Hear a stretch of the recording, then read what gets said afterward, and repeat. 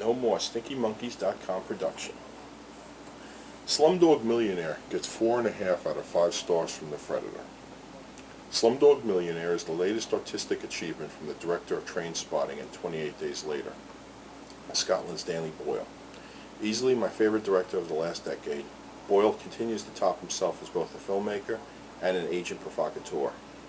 In his latest, he journeys to modern-day India, which might as well be an ancient civilization, for a story about a young man who wins big on the Indian version of Who Wants to Be a Millionaire.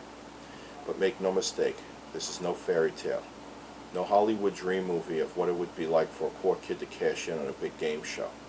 No, this is a very rough and many times dark view of the caste system in India, and especially the cruel way that poor orphans have to tend for themselves to survive.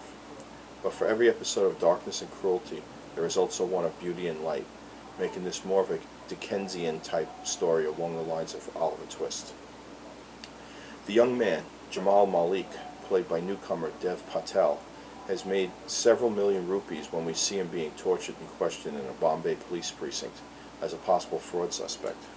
They think he is somehow cheating in order to win this money, because how could an uneducated slumdog possibly know the answers to questions like who created the handgun and who is the face on the American $100 bill? Yes, he is uneducated in a traditional sense, but he learned many things raising himself on the streets growing up.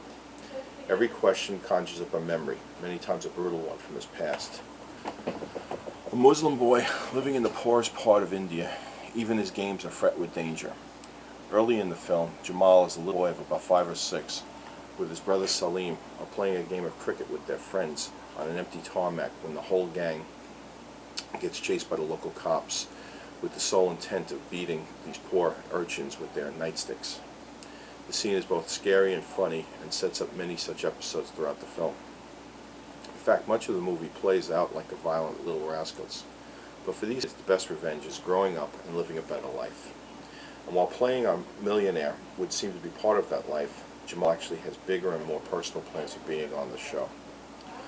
The audience I saw it with were so caught up in the lives of Jamal and Salim that we found ourselves applauding at several points, but especially at the surprise ending.